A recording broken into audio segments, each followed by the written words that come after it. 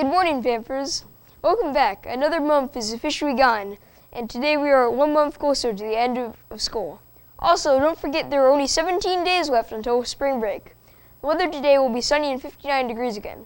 Please stand for the Pledge of Allegiance. I pledge allegiance to the flag of the United States of America and to the republic for which it stands, one nation, under God, indivisible, with liberty and justice for all. You may be seated. For today's aerospace fact of the day, we're going to go dark, really dark. We will be talking about the darkest part of the universe. Some scientists decided to point the Hubble Space Telescope at the darkest part of the sky, and here's what they found.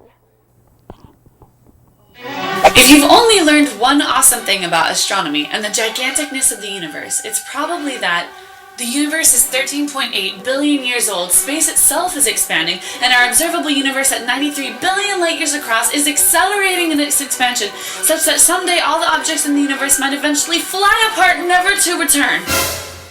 But the second thing you might have learned about is the Hubble Deep Field. If you have heard of the Hubble Deep Field, I apologize, but I have to remind you how awesome it is. If you haven't heard of the Hubble Deep Field, it's basically this. In 1995, scientists chose the darkest patch of the night sky and focused the Hubble Space Telescope there for 10 consecutive days. The patch was only 2.5 arc-minutes across. As a refresher, astronomers measure distances in the sky with angles, because these two stars would appear to be the same distance apart as these two stars, and of course, they're not. But they are at the same angle. In the entire sky around us, there are 360 degrees of angle, and each degree has 60 arc-minutes, just as every hour has 60 minutes. Now, of course, we can measure the angle of two different dimensions, so we get a square of angles. That is 2.5 arc-minutes across. If you filled the entire sky with these squares, you would need 23,800,000 of them. Bottom line, the area of the Hubble Deep Field is tiny.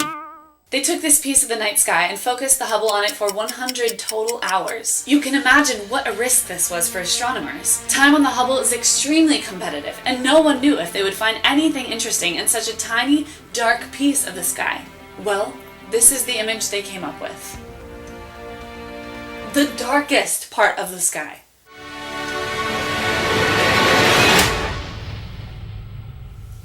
See all those dots? Most, if not all of them, are galaxies. There could be a version of Physics Girl in any one of those dots. This image was the first to look back at the oldest galaxies in the universe. In doing so, we learned so much about the universe that scientists decided to do it again with the Hubble Deep Field South, the Hubble Ultra Deep Field, and the Hubble Extreme Deep Field. Oh my gosh.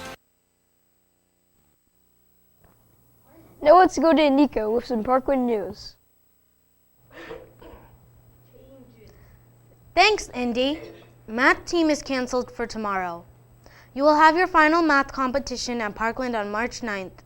See Mrs. Reinecke if you have any questions. Civil Air Patrol meets tomorrow after school. If you have any questions or would like to join, see Mr. Yee. There will be a girls' leadership meeting after school tomorrow. If you cannot attend, please let one of the girls' leadership sponsors know.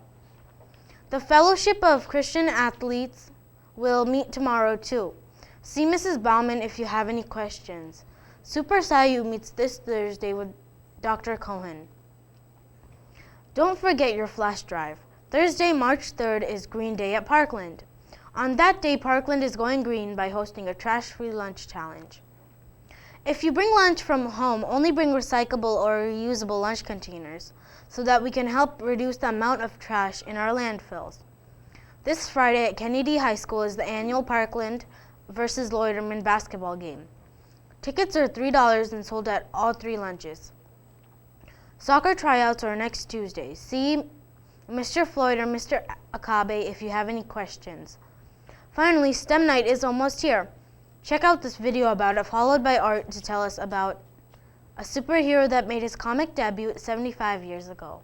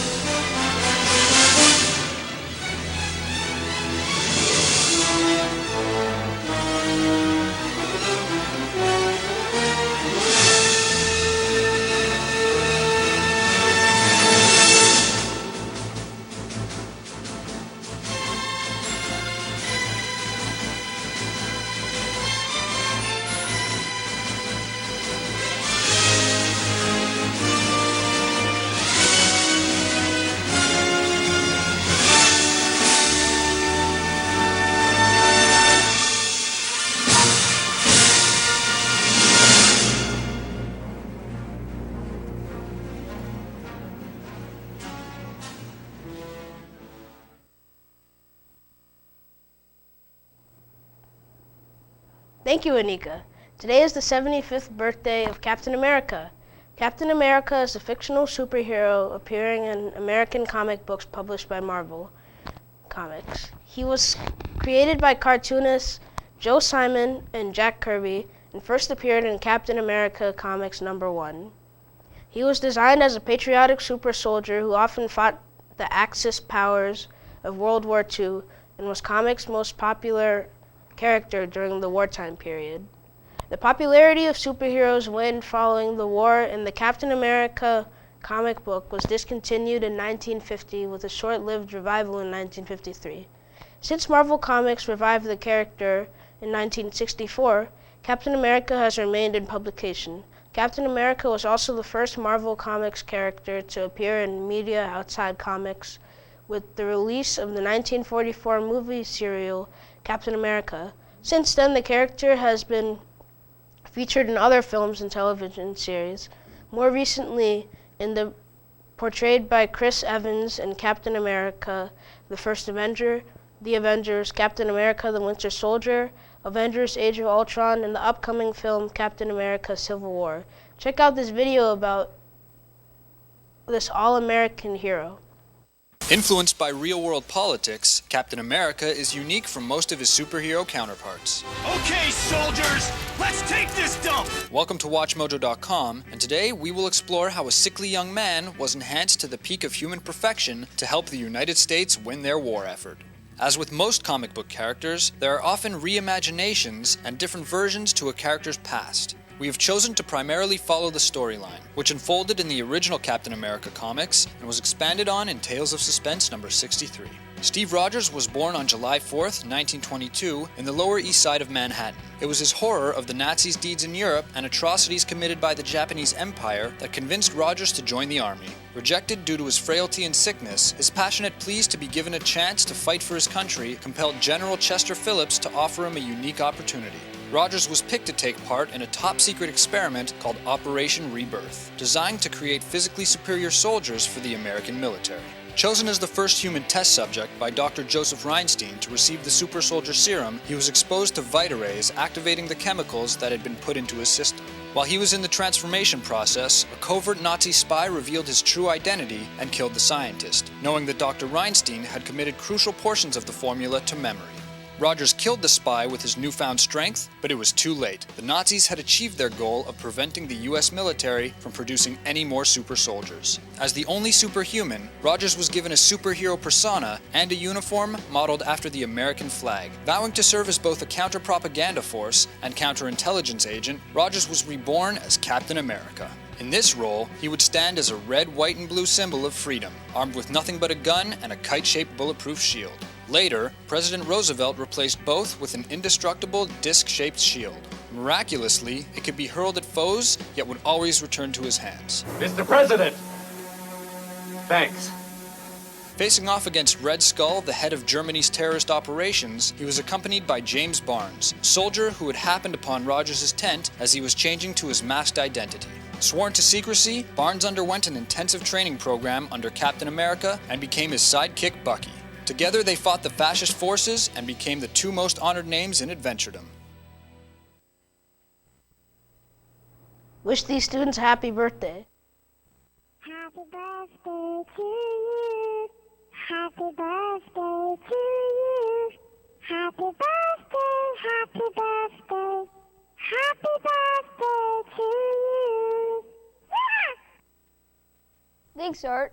Queen Latifah once told an interviewer, "I made decisions that I regret, and I took them as a learning experience. I'm human, not perfect, like anybody else. It's okay if you aren't perfect, Pampers. Just be the best you can be. Have a great day, and we'll see you tomorrow. Bye."